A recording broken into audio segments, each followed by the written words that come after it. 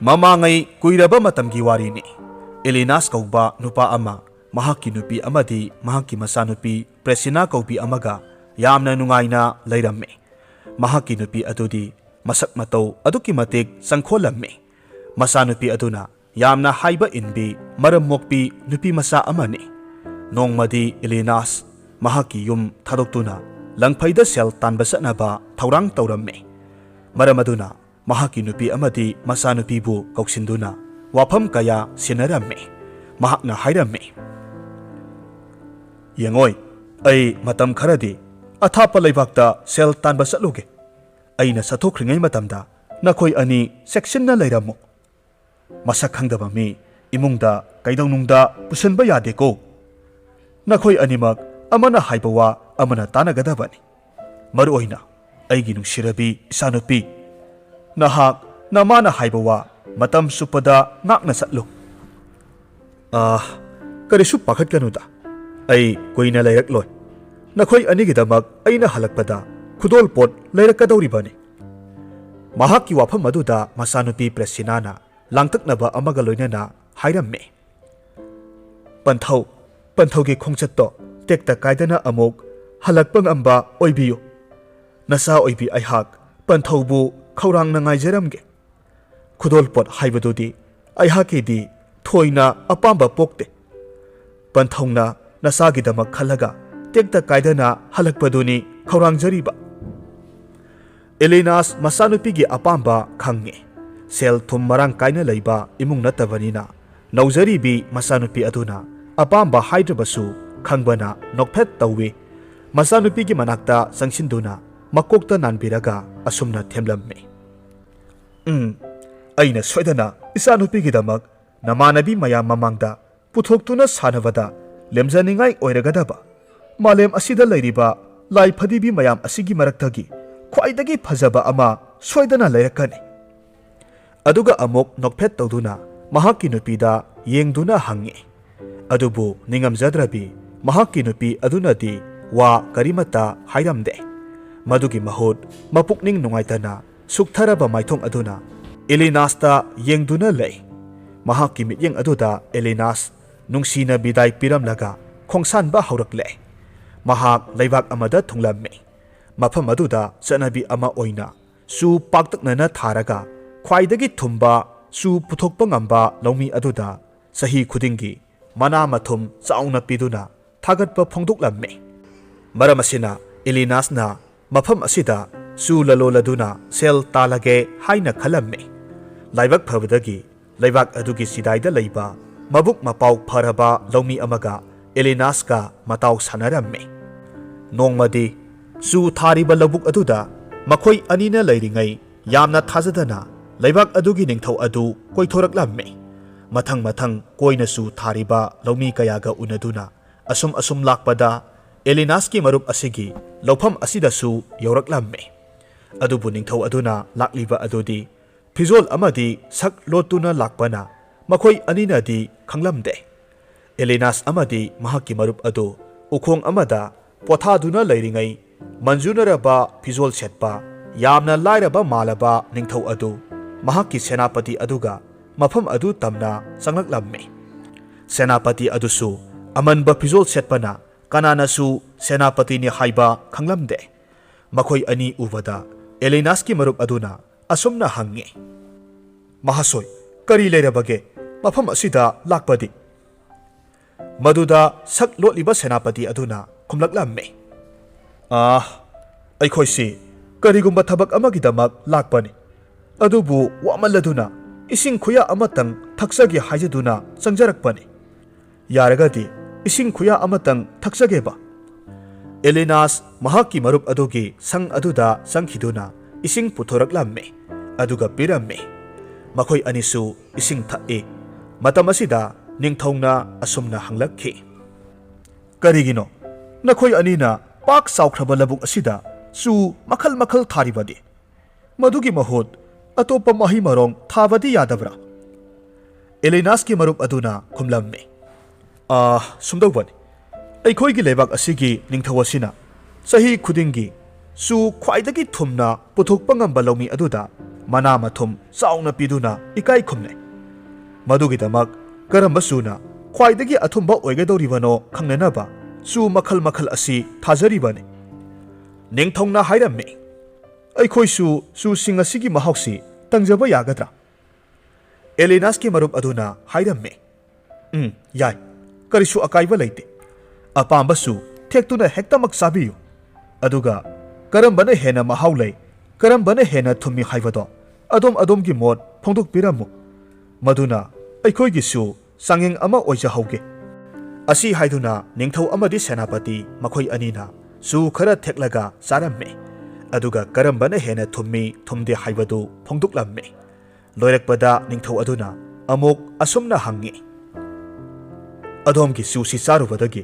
aikhoi gi aram khorang basu khara makhaidi koksaredo nakhoi anibu thagatpa phongdokjari adubu karigidamaktano nakhoi gi ningthongna akhannaba hiram asida thawai haksang luplibadi aduga amaromda ningthaudugi kari ahenba gun leibanano haibadu khangjaningi Elinash ki marup aduna khumlamme sumdawbani marup ining thongna aikhoi gidamakta yai fanaba sinbi bangaktani aduna ining thogi yathang inba haibasi tawfadraba ithaudangni khanjaraga tawjaribani ningthongna hairamme o adu oiba tarabadi nakhoi gi ningthau adudi kayamuk yamna matik mathawna leibano haibadi mabuk mapauna kamdawriba aduga minungsina kayamuk sawriba Elinash ki marup adu khumpham khanglamde phongdok ningba wa adu haifam tawpham khangdaduna phuk haugatli su marakta sangki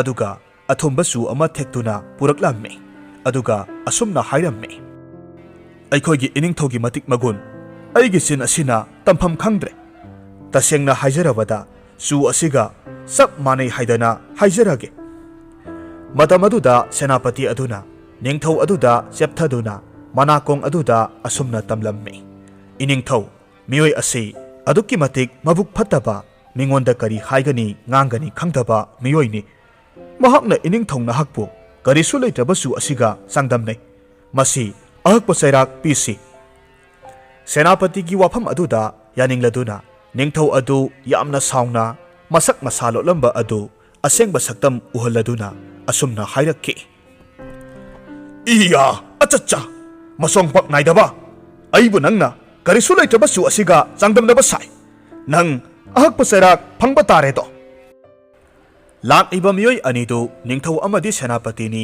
haiba khanglawada Elinash amadi mahakki marup adudi pakhatpana loikhre Elinash ki marup adudi makhut lonaduna lankhre ngakpiyu haibagi maongda lairamme adubu Elinash ki wakhalda karigumba ama lakpadagi asumna hairaklamme iningthau aihakpu wafam amatangdi haijanabagi ayabadu pinabiyu hayo kari hainingi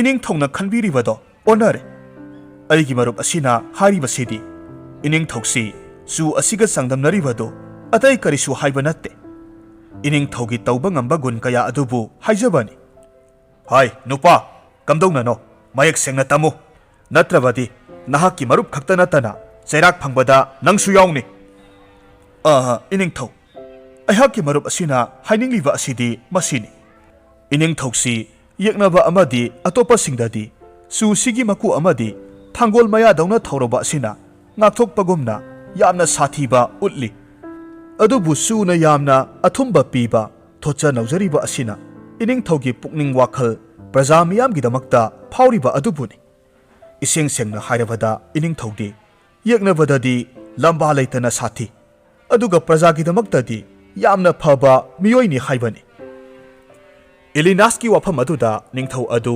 angakpa phauраmme mahakki senapati adusu haifam tawpham khangkhidre mahakna lana tamsiluba oina thoklare samjaraba lawmi amadi Elinash ki matau aduda peladuna ningthau aduna amok asumna hairakki nupa nahakna marik sumna wahan thok handuna aibu bhab tahanbibagi damak mana mathum piduna nahakpu pukning thogatke ngasimak nahak konung karakadabani adubu puksel sauraba Elinash nadi wana hotnajariba mahakki marup aduda mana adu pibiyo haiduna sana lupa kaya ELINASH ki marup aduda piramme. Aduga ELINASH kisu apamba ama hairo haiduna hangluvada mahakki masanupigi damag laifadibi ama lairakke hairambadu ningsinglaktuna yamna phajakraba atei mafamdasu phanglaroidaba laifadibi ama ningthongna khudol oina piramme. Loinana sana lupa kharasu ahenba oina piraktuna ELINASH yamna harauna mahakki yum aduda hallage haina khalamme. Haraubana henmankibana mahakki nupigi damaktadi khudolpot laigani haiba kauthokre. Mahakki nupinasu akaknaba khudolpot leirau hairaktabana ELINASH yamna thuna mayumda halakle. Mahak halakpa ubada mahakki nupi amadi masanupidu haraubana loikre. Thokiba wari pumnamak lirabada sana lupasing adu mahakki nupida sinaramme. Aduga laifadibi adubuna masanupida pire. Masanupi presina haraubagi pankhai laikhidre. Laifadibi adubu mamanabi singda utuna yamna nungaina sanaramme. Asumna ELINASH amadi mahakki imung yamna nungaina lairamme. Adubu matam kharagi matungda hanagi matawgumna sel thumgi awatpa leiraklabada handaksu ELINASH lamda satuna sel tananaba wa khanaramme. Handakti mahakki nupi aduna mapuroibada nungsi paukhong amakhak salamme. Mahakna saliba paukhong adudi yum asida khwaidagi darkar oina watli haina khanjaba posak amakhak leiduna halau haina hairamme. ELINASH nasu mahakki nupigi wafamdu kauthokpa tawdana masa amadi mahakki nupidagi kaina bidai lauduna anisuba khongsat khongsa lakle. Mahakna handak thunglariba laibak asisu mabuk mapau yamna phaba laibak ama oiramme.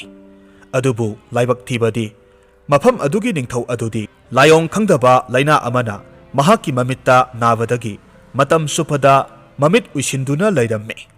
Laibak aduda lairiba miyoi kanamatana mahakki anabadu phahanba ngamdrabada ningthau adu ningba kairamme. Ningthaudu mathwai wana sonjaramme. Kari tauruni aina tansiliba lanthum paisinduna thamliba sanalupa asina aigi haksangbu phahanduna wakhal pukning laita hanba ngamdraba asidabu lan thumna punsisi oiba yadre. Amuktang oirabasu mamit adu maning tamna pangduna prakitigi phajaba yeningladuna ningthau aduna mahakki anabadu layengba ngamba mida sana khaujau pigani haiduna lauthuklamme. Madu ELINASH nasu tare. Mahakna haijaba amadi khangjabagi matung inna mamangai matamda mangonda muni amakhakna mit layengnaba khwaidagi pharaba hidak adudi singnungda hauba apikpa pambi amadagi sungba mahina phai takpirakhiba khangning ningsinglakhi. Matamaduda ELINASH singnung amada sangkhre. Ahanbada mahakna asum lakpa matamda kakseng kaya marum maikai salai khangdana kochen chelamba thengnaramme. Kakseng sing adugi manam sing aduda seng maru maru puba uramme. Nakandana loklam masa ama lairamme. Madugi isingna nungzau amada tasinduna madudagi pathorakpa ising aduna kakseng mahum lairiba aduda chensinbadagi kakseng sing adu awaba tabani haibasi mahakna khangle. Khudakta ELINASH mafam aduda sangsilli nungzau adu lauthoklamme. Aduga chensilaklamba ising pumnamak handokhinaba manak aduaida masin tumba saitek amakhak khungatlaga kothokhtuna sembire. Matamaduda kakseng mahum aduda chensilamba ising adu tapna handokre. Madu ubada ELINASH nokphet tawi aduga masinda sonjai. Aikhoi pumnamak amatani haina sonjaramme. Yamna mipaina chenaramba kakseng mayam sing adu hanagi makon aduda sangkhiba ubada ELINASH wakhal yamna nungaijaramme. Amadi mahakna thiba lakliba pambi adu makha tana amuk thiba hauраmme. Habung leiba mafam khuding haidok-haidoktuna yengduna laklamme. Adubu phangba kauba leitre. Muni aduna mamangai takpirakhibagi matung inadi habung marakta haubani hairakhibani. Aduna habung khuding thiba lepa yade khaladuna ELINASH asum lakpa matamda phangmalaktrabada waraduna ngaihak potharamme. Kongnang pambi asauba amagi makhada waraduna ngaihak hiptharubada ELINASH tumthakre. Mahakki mamangda ELINASH saukraba sahar amada leptuna leiramme. Yum dalan ꯐꯨꯔꯥ ꯀꯌꯥ ꯀꯌꯥ ꯎꯔꯝꯃꯤ, ꯑꯗꯨꯕꯨ ꯀꯅꯥꯒꯨꯝꯕ ꯃꯤꯑꯣꯏ ꯑꯃꯠꯇꯗꯤ ꯎꯔꯝꯗꯦ꯫ ꯃꯗꯨꯒꯤ ꯃꯍꯨꯠ ꯌꯥꯝꯅ ꯉꯛꯄ ꯃꯑꯣꯡ ꯑꯃꯗ ꯀꯛꯆꯦꯡ ꯁꯪꯒꯨ ꯑꯃ ꯃꯍꯥꯛꯀ ꯆꯥꯎꯕ ꯃꯥꯟꯅꯅ ꯂꯥꯛꯂꯝꯃꯤ꯫ ꯃꯗꯨ ꯎꯕꯗ ꯑꯦꯂꯤꯅꯥꯁ ꯑꯀꯤꯕ ꯐꯥꯎꯔꯝꯃꯤ, ꯑꯗꯨꯕꯨ ꯃꯍꯥꯛꯀꯤ ꯃꯅꯥꯛ ꯌꯧꯔꯛꯄꯗꯗꯤ ꯀꯛꯆꯦꯡꯁꯤꯡ ꯑꯗꯨꯅ ꯑꯁꯨꯝꯅ ꯍꯥꯏꯔꯛꯈꯤ, "ꯅꯍꯥꯛꯄꯨ ꯑꯩꯈꯣꯏꯒꯤ ꯃꯆꯥ ꯏꯕꯦꯝꯃꯅ ꯂꯧꯔꯨꯁꯨ ꯍꯥꯏꯗꯨꯅ ꯂꯥꯛꯆꯕꯅꯤ꯫ ꯌꯥꯔꯒꯗꯤ ꯑꯩꯈꯣꯏꯅ ꯄꯨꯖꯔꯛꯂꯤꯕ ꯁꯒꯥꯏ ꯑꯁꯤꯗ ꯀꯥꯈꯠꯄꯤꯌꯨ"꯫ ꯑꯁꯤ ꯍꯥꯏꯗꯨꯅ ꯁꯒꯥꯏ ꯎꯠꯂꯝꯃꯤ꯫ ꯑꯦꯂꯤꯅꯥꯁ ꯋꯥ ꯃꯆꯦꯠ ꯑꯃꯠꯇ ꯍꯥꯏꯗꯦ, ꯑꯃꯗ ꯑꯃꯨꯛ ꯌꯦꯡ ꯑꯃꯗ ꯑꯃꯨꯛ ꯌꯦꯡ ꯇꯧꯗꯨꯅ ꯂꯩ꯫ ꯑꯗꯨꯒ ꯀꯛꯆꯦꯡꯁꯤꯡ ꯑꯗꯨꯁꯨ ꯑꯦꯂꯤꯅꯥꯁꯅ ꯁꯒꯥꯏ ꯑꯗꯨꯗ ꯇꯣꯡꯂꯛꯄ ꯉꯥꯏꯗꯨꯅ ꯂꯩ꯫ ꯑꯦꯂꯤꯅꯥꯁ ꯁꯒꯥꯏ ꯑꯗꯨꯗ ꯀꯥꯈꯠꯈ꯭ꯔꯦ, ꯑꯗꯨꯒ ꯀꯛꯆꯦꯡꯁꯤꯡ ꯑꯗꯨꯅ ꯄꯨꯕ ꯃꯥꯏꯀꯩꯗ ꯂꯥꯛꯂꯝꯃꯤ꯫ ꯀꯛꯆꯦꯡꯁꯤꯡ ꯀꯣꯅꯨꯡ ꯌꯧꯔꯛꯂꯕꯗ ꯀꯛꯆꯦꯡ ꯃꯍꯥꯔꯥꯅꯤ ꯑꯗꯨꯅ ꯃꯍꯥꯛꯄꯨ ꯇꯔꯥꯝꯅ ꯑꯣꯛꯂꯝꯃꯤ, ꯑꯗꯨꯒ ꯑꯦꯂꯤꯅꯥꯁꯇ ꯊꯥꯒꯠ ꯋꯥꯍꯩ ꯐꯣꯡꯗꯣꯛꯂꯝꯃꯤ꯫ "ꯅꯍꯥꯛ ꯑꯁꯤ ꯑꯩꯈꯣꯏꯒꯤ ꯅꯤꯡꯊꯧꯔꯦꯜ ꯆꯥꯡꯒ ꯌꯥꯝꯅ ꯃꯥꯟꯅꯩ꯫ ꯃꯍꯥꯛꯅꯁꯨ ꯑꯩꯈꯣꯏꯕꯨ ꯊꯦꯡꯈꯥꯡ ꯀꯌꯥꯗ ꯑꯋꯥ ꯑꯅꯥ ꯀꯟꯕꯤꯈ꯭ꯔꯦ꯫ ꯅꯍꯥꯛꯅꯁꯨ ꯑꯩꯈꯣꯏꯕꯨ ꯏꯆꯥꯎ ꯑꯃꯗꯒꯤ ꯀꯟꯕꯤꯔꯦ꯫ ꯑꯗꯨꯅ ꯑꯩꯅ ꯍꯥꯏꯔꯤꯕ ꯋꯥꯁꯦ ꯊꯥꯖꯧ, ꯑꯩꯈꯣꯏꯅ ꯅꯍꯥꯛꯄꯨ ꯅꯣꯡꯃꯗꯤ ꯁꯣꯏꯗꯅ ꯃꯇꯦꯡ ꯄꯥꯡꯂꯛꯈꯤꯅꯤ"꯫ ꯃꯇꯝ ꯑꯗꯨꯗ ꯑꯦꯂꯤꯅꯥꯁ ꯃꯍꯥꯛꯅ ꯂꯥꯛꯄꯒꯤ ꯃꯔꯝꯁꯨ ꯍꯥꯏꯔꯝꯃꯤ꯫ "ꯑꯩꯍꯥꯛꯇꯤ ꯃꯤꯠꯀꯤ ꯑꯅꯥꯕꯕꯨ ꯏꯔꯥꯏ ꯂꯥꯏꯅ ꯐꯍꯟꯕ ꯉꯝꯕ ꯄꯥꯝꯕꯤ ꯑꯃꯈꯛ ꯊꯤꯕ ꯂꯥꯛꯆꯕꯅꯤ, ꯃꯗꯨꯒꯤ ꯂꯩꯐꯝ ꯍꯧꯐꯝ ꯈꯪꯕꯤꯕ꯭ꯔꯥ" ꯍꯥꯏꯔꯝꯃꯤ꯫ ꯀꯛꯆꯦꯡꯒꯤ ꯃꯍꯥꯔꯥꯅꯤꯅ ꯍꯥꯏꯔꯝꯃꯤ, "ꯄꯥꯝꯕꯤ ꯑꯗꯨ ꯅꯍꯥꯛꯅ ꯂꯦꯞꯇꯅ ꯊꯤꯕ ꯆꯠꯂꯕꯗꯤ ꯁꯨꯛꯁꯣꯏ ꯁꯣꯏꯗꯅ ꯐꯪꯒꯅꯤ, ꯑꯗꯨꯕꯨ ꯊꯤꯕ ꯂꯦꯞꯀꯅꯨ"꯫ ꯋꯥꯍꯩꯁꯤꯡ ꯑꯁꯤ ꯍꯥꯏꯕ ꯂꯣꯏꯔꯛꯄꯗ ꯃꯍꯥꯛꯀꯤ ꯑꯀꯣꯏꯕꯗ ꯂꯩꯔꯤꯕ ꯀꯛꯆꯦꯡꯁꯤꯡ ꯑꯗꯨ ꯂꯩꯆꯤꯜꯂꯛꯇ ꯃꯥꯡꯈꯤꯕꯒꯨꯝ ꯎꯈꯤꯗ꯭ꯔꯦ꯫ ꯊꯪꯅꯕ ꯃꯤꯠꯀꯨꯞꯇ ꯑꯦꯂꯤꯅꯥꯁ ꯃꯤꯠꯀꯞ ꯊꯣꯔꯛꯂꯦ꯫ ꯃꯍꯥꯛꯅ ꯃꯤꯠꯀꯞ ꯊꯣꯔꯛꯄ ꯑꯗꯨꯗꯗꯤ ꯃꯍꯥꯛ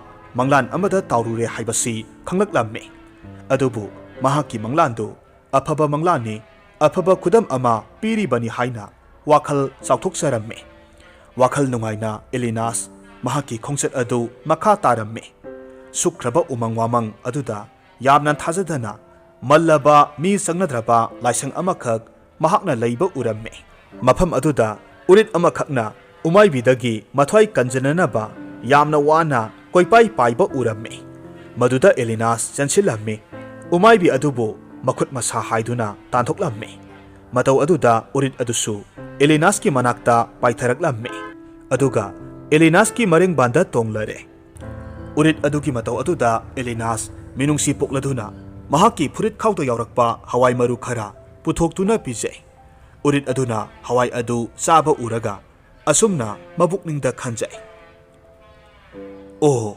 ꯀꯌꯥꯗ ꯆꯣꯛꯊꯔꯕꯅꯣ ꯑꯄꯤꯛꯄ ꯎꯆꯦꯛꯁꯦ!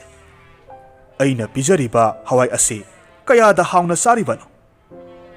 ꯆꯥꯔꯣ ꯆꯥꯔꯣ, ꯑꯩꯗꯤ ꯆꯈꯥꯎ ꯂꯥꯝꯂꯕꯁꯨ ꯌꯥꯏ, ꯅꯍꯥꯛꯇꯤ ꯆꯥꯗ꯭ꯔꯕꯗꯤ ꯋꯥꯕꯅ ꯂꯣꯏꯔꯒꯅꯤꯗꯣ"꯫ ꯑꯁꯨꯝꯅ ꯎꯔꯤꯠ ꯑꯗꯨꯅ ꯆꯥꯔꯤꯕꯗꯨ ꯌꯦꯡꯅ ꯌꯦꯡꯅ ꯑꯦꯂꯤꯅꯥꯁ ꯑꯃꯨꯛ ꯇꯨꯝꯊꯈ꯭ꯔꯦ꯫ ꯃꯍꯥꯛꯅ ꯍꯦꯛ ꯇꯨꯝꯊꯈꯤꯕꯒ ꯃꯍꯥꯛꯀꯤ ꯃꯅꯥꯀꯣꯡ ꯑꯗꯨꯗ ꯃꯁꯛꯇꯤ ꯎꯗꯕ ꯈꯣꯟꯖꯦꯜ ꯑꯃꯅ ꯑꯁꯨꯝꯅ ꯍꯥꯏꯔꯛꯈꯤ, "ꯅꯍꯥꯛꯅ ꯊꯤꯕ ꯂꯥꯛꯂꯤꯕꯗꯨ ꯐꯪꯒꯦ ꯍꯥꯏꯔꯕꯗꯤ ꯃꯈꯥ ꯃꯥꯏꯀꯩ ꯄꯥꯡꯅ ꯂꯦꯞꯇꯅ ꯆꯠꯂꯨ, ꯑꯗꯨꯒ ꯆꯥꯎꯔꯕ ꯎꯆꯥꯟ ꯄꯥꯝꯕꯤ ꯑꯃ ꯍꯧꯔꯝꯒꯅꯤ꯫ ꯃꯗꯨꯒꯤ ꯍꯦꯛ ꯃꯈꯥꯗ ꯃꯔꯤ ꯇꯠꯂꯕ ꯆꯔꯤꯛ ꯈꯔ ꯇꯥꯔꯝꯒꯅꯤ꯫ ꯆꯔꯤꯛ ꯑꯗꯨ ꯂꯥꯏꯑꯣꯏꯔꯕ ꯆꯨꯖꯥꯛ ꯃꯔꯨꯅ ꯁꯦꯝꯕꯅꯤ꯫ ꯃꯗꯨ ꯑꯁꯦꯡꯕ ꯌꯨꯗ ꯁꯨꯒꯥꯏꯗꯨꯅ ꯍꯥꯞꯆꯤꯜꯂꯒ ꯊꯛꯄ ꯃꯇꯝꯗ ꯃꯤꯠꯀꯤ ꯑꯅꯥꯕ ꯄꯨꯝꯅꯃꯛ ꯐꯈꯤꯒꯅꯤ꯫ ꯅꯉꯣꯟꯗ ꯃꯨꯅꯤ ꯑꯃꯅ ꯄꯥꯝꯕꯤ ꯑꯃꯅꯤ ꯍꯥꯏꯗꯨꯅ ꯇꯥꯛꯁꯤꯜꯂꯝꯂꯤꯕ ꯑꯗꯨ ꯑꯁꯦꯡꯕ ꯅꯠꯇꯦ"꯫ ꯋꯥꯍꯩꯁꯤꯡ ꯑꯁꯤ ꯍꯦꯛ ꯍꯥꯏꯕ ꯂꯣꯏꯕꯒ ꯑꯦꯂꯤꯅꯥꯁ ꯃꯤꯠꯀꯞ ꯊꯣꯔꯛꯂꯦ꯫ ꯃꯍꯥꯛꯅ ꯃꯤꯠꯀꯞ ꯊꯣꯔꯛꯄꯗꯗꯤ ꯎꯆꯦꯛ ꯑꯗꯨꯁꯨ ꯂꯩꯔꯝꯗ꯭ꯔꯦ꯫ ꯄꯟꯊꯕ ꯇꯧꯗꯅ ꯃꯍꯥꯛ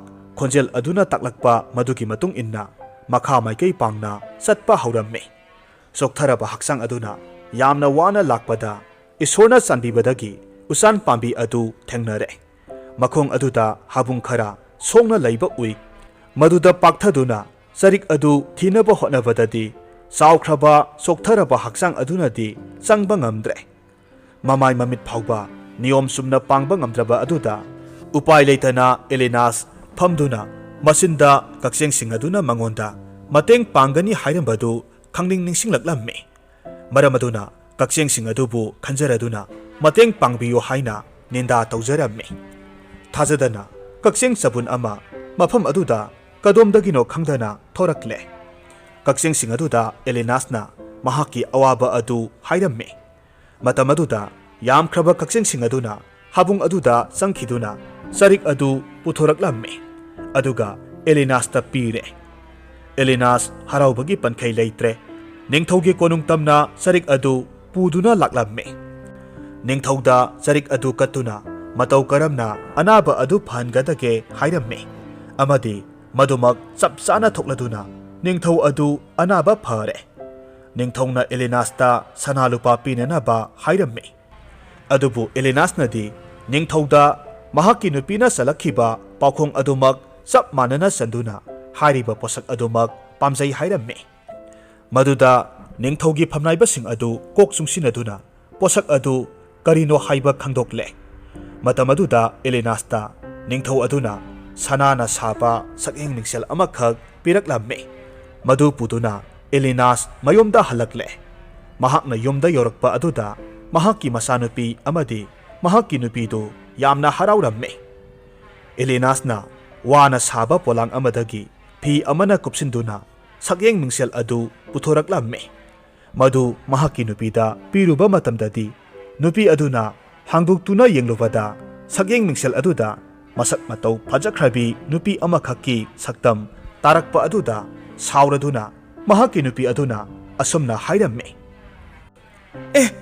asuk kuina yum thadoktuna chatliba asidi masak matau phajakhrabi nupi ama imung sida atombi oina pusilaknanaba oiraboireko mahakki nupigi pangjaba matau aduda Elinash nokphet tawraduna hairamme ihe aina purakliba se sakyeng mingsel nine mingsel aduda taribado atai kanasu nattene nahakki saktamne mapuroibaki wafamdu tabada nupi adu ikai nungsi yanaramme mapunsida sakyeng mingsel haibasi karino khangdana leiramba mangonda sakyeng mingsel tu ahanba ubada ikaiba phaukhre adubu posak adu karigidamak mangonda khwaidagi awatpa posak ama oina puraklibano haina hanglamme maduda Elinashna khomme aigi imung asida aigi awatpa amata leite leiriba haibabu matam supada aihaki nupina mahak masana masamaksi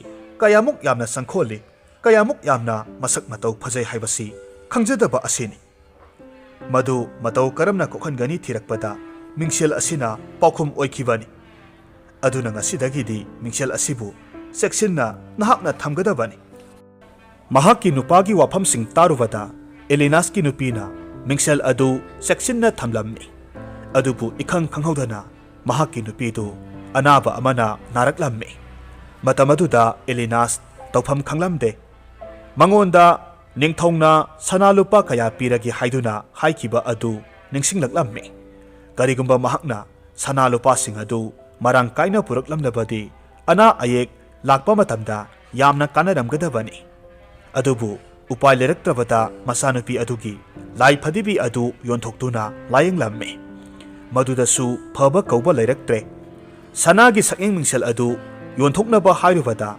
mahakki nupi aduna yaramde loinana siramdai mitkup aduda sanagi mingsel adubu masanupi aduda sectionna thamnanaba hairamlaba matungda Elinashki loinabi nonga khiramme matamaduda Elinash amadi masanupi adu adukki matik thamoi kairamme mamana hairambagi matung inna mingsel adubu sectionna thamjaduna karigumba matamda mathwai nungairaktaba amadi naitom tarakpa mitkup aduda mingsel adu puthokduna mahak masamaki saktam adu yangjaduna mama aduna setna sinaramba mingsel adu yengduna penjaramme matam ayambada asumna asum tawrakpa asida Elinashki masanupi aduda Elinashna singnaba wakhal phauba haurakle mahakna purakhiba mingsel asi kari matik mayai sienbano masanupi aduna lona mingsel asida yengduna leiriba asi haina khalamme masanupi asina hi yai chelaba mingsel paiduna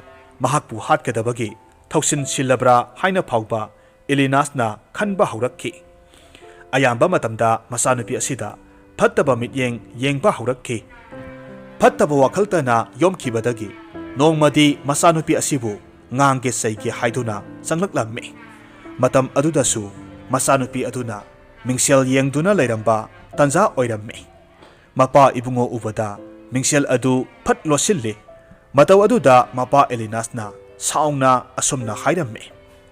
Karigino isanupi nahakna aibu hek uba khuding aingonda phattaba thabak ama tawgadabagi maongda tawribado. Nangbu hek poksaba napabung aihakpu karigino hatke khalibadi.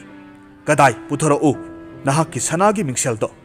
Mingsel duki matik mayaina nahakna aibu napamakni khanba ngamdrabanina mingsel adu thugaiduna manghankrage. Aduga nahaksu aigi inakta laiba yaroi nahak ngasidagidi aihakki isa natrabani. Asumna haiduna masanupi adugi tungda lochariba mamana seksinna sinaramba mingsel adu mulamme. Aduga laimaida haihattuna thugaikre. Matamaduda masanupi adu mapi sintha sintha kaplamme. Mapabungda tamlamme. Panthongna aduk wakal pikliba karigino. Palem leitabagi awa maisak khangjaba oina palemna sinabiramba mingsel asi yengduna awa maisak kokjarambani. Haujikti palem saklabi mingsel asi machet tana kaikre. Panthong nahaknasu yum asida laiba yararoi hairabanina aihak chachakhrage. Asumna wahi asi hairamduna Elinaski amata poksabi masanupi adu mayomdagi thokre. Matamaduda Elinash bhab taraklamme.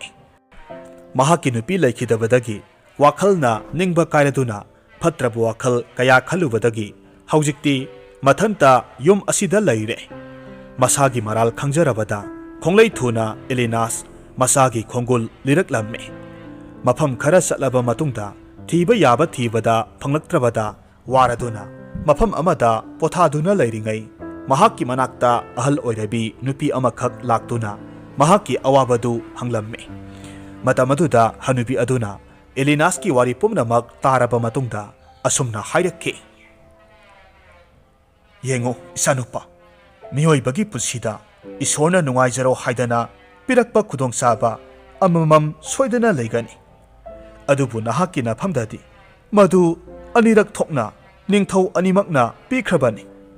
Adubu nahakna madu thawaikide.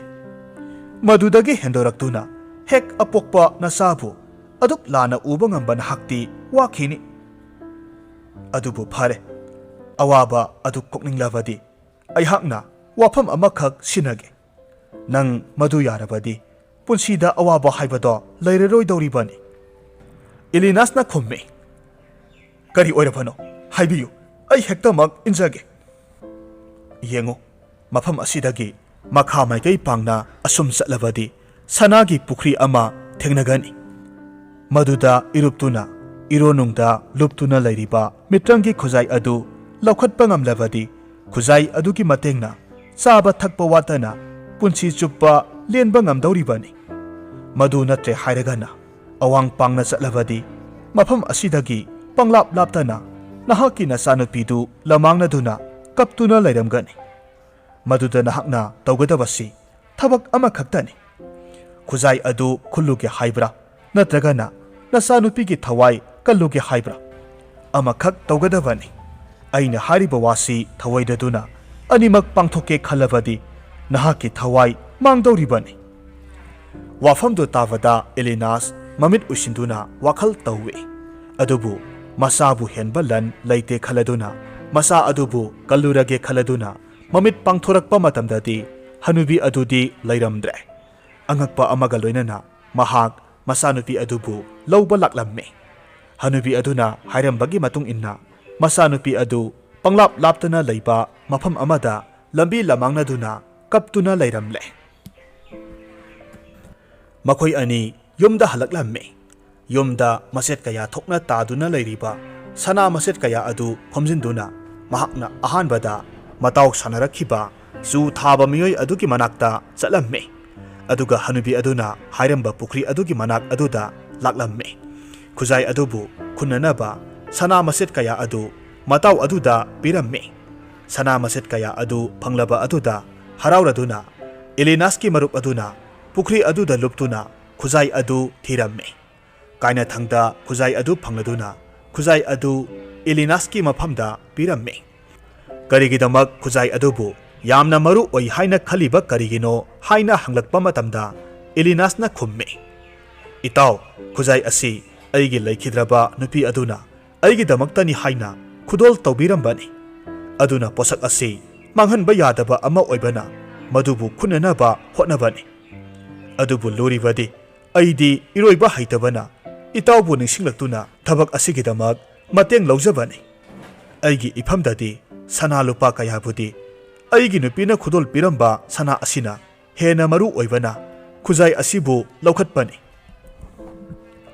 ꯃꯇꯧ ꯑꯁꯨꯝ ꯇꯧꯅ ꯈꯨꯖꯥꯏ ꯑꯗꯨꯒꯤ ꯃꯇꯦꯡꯗꯒꯤ ꯏꯂꯤꯅꯥꯁ ꯑꯃꯗꯤ ꯃꯍꯥꯛꯀꯤ ꯃꯆꯥꯅꯨꯄꯤ ꯑꯗꯨ ꯅꯨꯡꯉꯥꯏ ꯌꯥꯏꯐꯅ ꯄꯥꯟꯈꯤꯔꯝꯃꯤ ꯁꯨ ꯊꯥꯕ ꯏꯂꯤꯅꯥꯁꯀꯤ ꯃꯔꯨꯞ ꯑꯗꯨꯁꯨ ꯁꯅꯥꯁꯤꯡ ꯑꯗꯨꯗꯒꯤ ꯅꯨꯡꯉꯥꯏ ꯌꯥꯏꯐꯅ ꯍꯤꯡꯈꯤꯔꯝꯃꯤ ꯏꯂꯤꯅꯥꯁꯀꯤ ꯃꯐꯝꯗ ꯂꯥꯛꯂꯝꯕ ꯍꯅꯨꯕꯤ ꯑꯗꯨꯁꯨ ꯃꯍꯥꯛꯀꯤ ꯅꯨꯄꯤꯒꯤ ꯊꯋꯥꯏꯅ ꯇꯥꯏꯕꯪ ꯃꯤꯑꯣꯏꯕꯒꯤ ꯁꯛꯂꯣꯟ ꯂꯧꯗꯨꯅ ꯂꯥꯛꯂꯒ ꯑꯋꯥꯕ ꯇꯥꯔꯕ ꯏꯃꯨꯡ ꯑꯗꯨꯒꯤ ꯃꯇꯦꯡ ꯄꯥꯡꯕ ꯑꯣꯏꯔꯝꯃꯤ ꯋꯥꯔꯤ ꯑꯁꯤ ꯅꯨꯡꯉꯥꯏꯕꯤꯔꯒꯗꯤ ꯂꯥꯏꯛ ꯇꯧꯕꯤꯔꯝꯃꯨ ꯀꯃꯦꯟꯠ ꯇꯧꯕꯤꯔꯝꯃꯨ ꯑꯗꯨꯒ ꯆꯦꯅꯦꯜ ꯑꯁꯤꯗ ꯅꯧꯅ ꯆꯪꯕꯤꯔꯛꯄ ꯑꯣꯏꯔꯒꯗꯤ ꯆꯦꯅꯦꯜ ꯑꯁꯤꯕꯨ ꯁꯕꯁꯀ꯭ꯔꯥꯏꯕ ꯇꯧꯕꯤꯔꯝꯃꯨ